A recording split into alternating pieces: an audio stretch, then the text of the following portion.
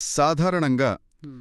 మనం ఒక గుప్పెడు పొడి ఇసుకను చేతిలోకి తీసుకుని దాన్ని జాగ్రత్తగా కాపాడుకోవాలని ఎంత గట్టిగా పిడికిలి బిగించి పట్టుకుంటే ఆ ఇసుక అంత త్వరగా మన వేళ్ల సందులోంచి కిందకి జారిపోతూ ఉంటుంది గదా. అవును కదా. చాలా సాధారణమైన విషయమిది. కాని దీని వెనుక చాలా అర్థముంది. ఖచ్చితంగా.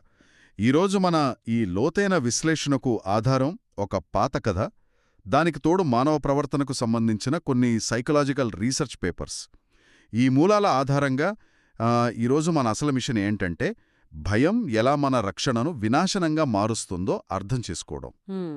అంటే మనం దేన్నైతే కాపాడుకోవాలి అనుకుంటామో దాన్నే నాశనం చేయడమన్నమాట. కరెక్ట్. మనం ప్రాణంగా ప్రేమించే లేదా అత్యంత జాగ్రత్తగా కాపాడుకోవాలనుకునే వాటిని అతిగా కాపాడే ప్రయత్నంలో మనమే స్వయంగా వాటి నాశనానికి ఎలా కారణమవుతున్నామో మనం ఈరోజు లోతుగా విశ్లేషించబోతున్నాం. మీరు చెప్పిన ఈ ఇసుక పోలిక వెనుక నిజానికొక బలమైన సైకలాజికల్ మెకానిజం దాగి ఉంది. ఇసుకను జారిపోకుండా ఆపాలనుకోవడంలో అసలు తప్పేలేదు. అవును. కానీ ఆ పిడికిలి బిగించటంలో మనం ఎంత ఒత్తిడిని ఉపయోగిస్తున్నామో, ఆ ఒత్తిడి వెనక ఉన్న అసలు కారణమేమిటి అన్నదే ఇక్కడ మనం పరిశీలించాల్సిన విషయం. మెదడు ఎప్పుడూ రక్షణను, ప్రమాదాన్ని ఒకే త్రాసులో తూయలేదు. అంటే రెండు వేర్వేరుగా చూస్తుందంటారా? ఖచ్చితంగా. నిజమైన ప్రమాదం కళ్లముందున్నప్పుడు దానివల్ల నష్టపోవడం వేరు, దానికి ప్రతిస్పందించడం వేరు. కాని మన మెదడులోని భయాన్ని నియంత్రించే భాగం అతిగా స్పందించినప్పుడు ప్రతీచోటా ప్రమాదమే ఉందనుకుని లేని ప్రమాదాన్ని ఊహించుకుని నష్టపోవడం మొదలవుతుంది. ఓ, అంటే వాస్తవానికి అక్కడ ప్రమాదముండదు, కాని మన భయం దాన్ని సృష్టిస్తుంది. కరెక్ట్. మన ఈరోజుటి కథాంశం కూడా సరిగ్గా ఇదే విషయాన్ని చర్చిస్తుంది. మన భయం ఎలా మన కళ్లకు గంతలు కడుతుందో, విచక్షణను ఎలా నాశనం చేస్తుందో ఈ విశ్లేషణలో మనం చూడబోతున్నాం. అయితే ఏ మాత్రం ఆలస్యం చేయకుండా ఈ కథలోని ప్రధాన పాత్ర జీవితంలోకి వెళదాం. అతని పేరు హరినాథ. హరినాథ. అవును, ఈ హరినాథ్ పుట్టుకతోనే ఏమీ కోటీశ్వరుడు కాదు. అతను ధాన్యపు వ్యాపారం చేస్తూ జీవితంలో అంచెలంచెలుగా పైకొచ్చిన వ్యక్తి. ధాన్యం వ్యాపారమంటే ఆషామాషీ కాదుగదా, దానికెంతో ఓపిక కావాలి. నిజమే, చాలా రిస్క్తో కూడుకున్నది. ఖచ్చితంగా. వాతావరణాన్ని గమనించాలి, పండిన పంటకు సరైన ధర వచ్చేవరకు ఎదురుచూడాలి, నమ్మకంగా అమ్మాలి. ఎంతో క్రమశిక్షణతో చాలా జాగ్రత్తగా అతను ఒక్కో నాణ్యాన్ని కూడబెట్టాడు. అతనుకున్న ఆ అంకితభావం, ఆ శ్రమ, ఆ జాగ్రత్త వల్లే ఊరిలో అందరూ అతన్ని ఎంతో గౌరవించేవారు కూడా. ఒక సాధారణ మనిషి సక్సెస్ స్టోరీలాగా ఉంది. అవునుగదా. అతని ఎదుగుదల ఒక సాధారణ మనిషి విజయగాథలాగే కనిపిస్తోంది. ఒక మనిషి సున్నా నుంచి కష్టపడి పైకి వచ్చినప్పుడు ఆ కష్టం వెనుకున్న ప్రతి చుక్క చెమట విలువ అతనికి తెలుస్తోంది. హరినాథ కూడా తన ప్రతి నాణ్యాన్ని తన సొంత శ్రమతో సంపాదించాడు, కాబట్టే దాన్ని ప్రాణప్రదంగా రక్షించుకోవాలి అనుకున్నాడు. అందులో తప్పు లేదు గదా. తప్పులేదు, కాని మానసిక శాస్త్రం ప్రకారం ఇక్కడొకటి జరుగుతుంది. కష్టపడి సాధించిన దాన్ని కోల్పోతామేమో అన్న ఒక భావన. అంటే సైకాలజీలో దీన్ని లాస్ ఎవర్షన్ అంటారు. ఈ భావన మనుషుల్లో చాలా బలంగా ఉంటుంది.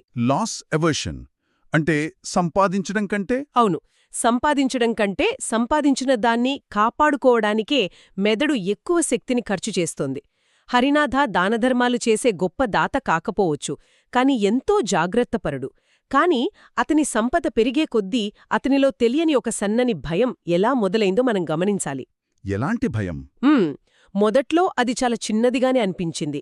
తన గదులను పదే పదే చెక్ చేసుకోవడం, తన దగ్గర ఉన్న నాణేలను 1-2 సార్లు లెక్క పెట్టుకోవడం, చీకటి పడకముందే తలుపులు గడియవేయడం లాంటివి చేసేవాడు. ఒక్క నిమిషం, ఇక్కడే ప్రాక్టికల్గా ఒక ఆలోచనొస్తుంది. కష్టపడి సంపాదించిన డబ్బును కాపాడుకోవడం, తలుపులు వేసుకోవడం, వ్యాపారంలో పక్కనున్న వాళ్ళనొక కంట కనిపెట్టి ఉంచడం ఒక మనిషిగా కనీస బాధ్యత కదా. కరెక్టే. ఈ రోజుల్లో ఎవర్నీ గుడ్డిగా నమ్మలేం. ప్రతి ఒక్కరూ ఎంతో కొంత జాగ్రత్తగా ఉండాల్సిందే. మరి ఈ సహజమైన జాగ్రత్తకు, మానసికమైన భయానికి మధ్య ఉన్న ఆ బార్డర్ లైన్ ఎక్కడ చెరిగిపోయిందని మనం గుర్తించాలి. అసలు ఈ రెండింటినీ వేరు చేసేది ఏంటి? మంచి ప్రశ్న వేశారు. ఈ వ్యత్యాసాన్ని అర్థం చేసుకోవడానికి ఒక అద్భుతమైన ఉదాహరణ ఉంది. దీన్ని మనం మన శరీరంలోని ఆటో ఇమ్యూన్ డిసీజ్తో పోల్చవచ్చు. Auto immune disease? వావ్, ఎలాగా? చూడండి, మన శరీరంలో రోగనిరోధక వ్యవస్థ ఉంటుంది. దాని పని బయటనుంచి వచ్చే వైరస్ లేదా బ్యాక్టీరియా నుంచి మనల్ని కాపాడటం. కాని ఆ సిస్టమ్ కన్ఫ్యూజ్ అయినప్పుడు అది మన సొంత ఆరోగ్యకరమైన కణాలపైనే దాడి చేసి శరీరాన్ని నాశనం చేస్తుంది. ఓ అంటే తనను తానే నాశనం చేసుకోవటం. ఖచ్చితంగా. భయం కూడా మనసుకు సరిగ్గా ఇలాంటి ఒక ఆటోఇమ్యూన్ డిసీజ్ లాంటిదే. జాగ్రత్త అనేది వాస్తవ పరిస్థితుల మీద ఆధారపడి పనిచేస్తుంది. కాని భయానికి వాస్తవంతో పనిలేదు. హరినాథ చేసిన పనులు పైకి సాధారణమైన జాగ్రత్తల్లాగే కనిపించినా వాటి వెనుకున్న క్యూరియాసిటీ క్రమంగా అనుమానంగా మారింది. అంటే పదే పదే చెయ్యటం అనమాట. అవును. ఒకసారి లెక్కపెట్టిన డబ్బును మళ్లీ మళ్లీ లెక్కపెట్టడం వెనుక ఉన్నది జాగ్రత్త కాదు, ఎవరైనా తీసేశారేమో అన్న నిరాధారమైన అనుమానం. రక్షించాల్సిన ఆలోచనా విధానమే అతని ప్రశాంతతను చంపేయడం మొదలుపెట్టింది. ఇది వింటుంటే నాకేమనిపిస్తోందంటే, ఈ రోజుల్లో మనం మన బ్యాంక్ బ్యాలెన్స్ యాప్ని పదే పదే చెక్ చేసుకోవడం, లేదా మన పార్ట్నర్ ఫోన్ కాల్స్ని మెసేజ్లను నిరాధారంగా అనుమానించడం లాంటిదన్నమాట. నిజమే. చాలా మంచి కంపారిజన్. టెక్నాలజీ, వాతావరణం మారింది, కానీ మనిషిలోని ఆ ఇన్సెక్యూరిటీ, ఆ భయం యొక్క మూల రూపం ఏమాత్రం మారలేదు కదా. హరినాథలో కూడా ఆ భయం క్రమంగా అనుమానంగా ఎలా మారిపోయిందో మూల కథలో చాలా స్పష్టంగా చెప్పారు. ఎలా వివరించారు? తన దగ్గర పనిచేసే పనివాళ్లను సైతం అతను అనుమానించడం మొదలుపెట్టాడు. ఎవరైనా ఒక బస్తాను అటూ ఇటూ జరిపినా సరే దొంగతనానికే జరిపారేమో అని ప్రశ్నించేవాడు. చివరకు ఎవరైనా అతని వ్యాపారం గురించి మెచ్చుకున్నా సరే వాళ్లకి తన నుంచి ఏదో కావాలి, అందుకే ఇలా పొగుడుతున్నారు అని భయపడేవాడు. ఇక్కడే మెదడులోని కన్ఫర్మేషన్ బయాస్ ఎలా పనిచేస్తుందో మనం గమనించాలి. భయం ఎప్పుడూ ఒంటరిగా ప్రయాణించదు. అంటే అది తనతో పాటు ఎన్నో ఊహలను తీసుకొస్తుంది. మనమొకసారి ఒక విషయాన్ని బలంగా నమ్మితే దానికి అనుకూలమైన ఆధారాలను మాత్రమే మెదడు స్వీకరిస్తుంది, మిగతా వాస్తవాలను పక్కన పెడుతుంది. ఓ అంటే మనం నమ్మిన దానికి సపోర్ట్ చేసేవే చూస్తుందన్నమాట. అవును. లేనివి ఉన్నట్టుగా తప్పుగా హెచ్చరిస్తుంది. ఎవరైనా నిజాయితీగా అభినందించినా అందులో కుట్ర వెతుక్కునేలా చేస్తుంది. మనిషి మెదడులోని ప్రీఫ్రంటల్ కార్టెక్స్ అనేది లాజికల్గా ఆలోచించేలా చేస్తుంది. కాని భయం పెరిగే కొద్దీ ఆ భాగం డీయాక్టివేట్ అయిపోయి మనిషి పూర్తిగా సర్వైవల్ మోడ్లోకి వెళ్ళిపోతాడు. ఖచ్చితమైన విశ్లేషణ ఇది. ఆ సర్వైవల్ మోడ్లో ఉన్నప్పుడు ఎవరి మాటలు వినబడవు అనడానికి అతని భార్య పాత్ర ఒక చక్కటి ఉదాహరణ. అవును కదా. ఆమె ఏమంటుంది? ఆమె ఒక సందర్భంలో చాలా మృదువుగా ఒక మాట చెబుతుంది, అందరూ నీ దగ్గర్నుంచి ఏదో లాక్కోవాలని ఎదురుచూడటం లేదని. కాని భయమనే ముసుగులో ఉన్న హరినాథ ఆ మాటల్ని ఏమాత్రం పట్టించుకోలేదు. వాస్తవానికి ఆ మాట అతని మెదడుకు చేరనేలేదు. నిజమే. ఒక మనిషి భయం గుప్పిట్లో చిక్కుకున్నప్పుడు అతనికి వాస్తవ ప్రపంచంలో జరుగుతున్నదానికి, తన మెదడులో ఊహించుకుంటున్నదానికి మధ్య ఉన్న వ్యత్యాసాన్ని గ్రహించే శక్తి నశిస్తుంది. అంత బ్లర్ అయిపోతుంది కదా. ఖచ్చితంగా. భయం ఎవరి మాటల్నో వినదు. అది కేవలం తన సొంత ప్రపంచంలో తన సొంత నియమాలతో బతుకుతూ ఉంటుంది.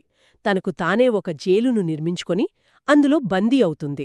ఆ సొంత జైలు ఎంత ప్రమాదకరమైనదో అతని జీవితంలో జరిగిన ఒక ముఖ్యమైన ఘటన ద్వారా మనకు స్పష్టంగా అర్థమవుతుంది.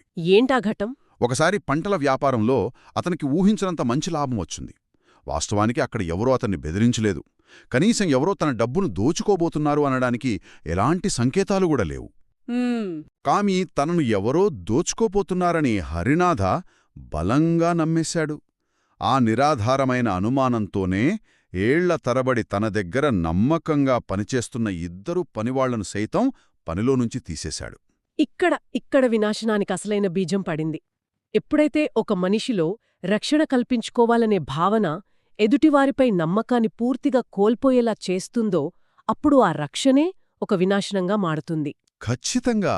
తన వాళ్లను దూరం చేసుకోవడం ద్వారా తను సురక్షితంగా ఉన్నానని అతను భ్రమపడ్డాడు. రాత్రిపూట తనింట్లోనే ఒక మూల నుంచి మరో మూలకు నాణ్యాలను మార్చడం, దాచడం మొదలుపెట్టాడు. రహస్యంగా ఉండటమే రక్షణ అని అతను నమ్మాడు. అంటే ఎవరు చూడకపోతే సేఫ్ అనుకున్నాడు. అవును. కాని నిజానికి అతను శత్రువులు బయట ఉన్నారనుకుని తన చుట్టూ ఉన్న నమ్మకమనే కవచాన్ని తానే స్వయంగా ఛేదించుకుంటున్నాడు. నమ్మకాన్ని కోల్పోయినప్పుడు మనిషి తనను తాను ఒక ఒంటరి ద్వీపంగా మార్చుకుంటాడు. ఎప్పుడైతే ఒక మనిషి తన చుట్టూ ఉన్న మనుషులందర్నీ శత్రువులుగా ఊహించుకుంటాడో అతనికి ప్రాణమున్నవాళ్లకంటే నిర్జీవమైన వస్తువుల మీదే నమ్మకం పెరుగుతుంది కదా. నిజమే. అందుకే హరినాథ తన మనుషులను కాదని ఒక చెక్కపెట్టెను నమ్మాడు.